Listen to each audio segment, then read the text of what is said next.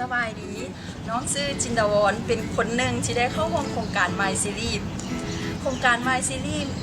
สำหรับน้องแล้วเป็นโครงการที่พิเศษหลายเนาะย้อนได้เข้าร่วมโครงการนี้น้องได้มีโอกาสพัฒนาศักยภาพที่มีอยู่ในตัวเป็นต้นแม่นการคิดนอกกรอบความสามารถในการบึงปัญหาเพื่อแก้ไขความสามารถในการกล้าคิดกล้าแสดงออกและการเขียนผู้แบบอิสระแล้วนอกจากนั้นโครงการ My Series กันยังรวมตัวบรรดาสาวนุ่มที่มาจากประเทศอาเซียนให้มาพบปะแลกเปลี่ยนสนทนาเพื่อแก้ไขปัญหาต่างๆที่เกิดขึ้นในปัจจุบันซึ่งหนึ่งในนั้นแม่นปัญหาสิ่งแวดล้อมยิ่งไปกว่านั้นน้องได้รับโอกาสเป็นตัวแทนของคนลาวเพื่อขึ้นกล่าวความรู้สึกต่อหน้าท่านประธานาธิบดีสหรัฐอเมริกาท่านบารักโอบามาและ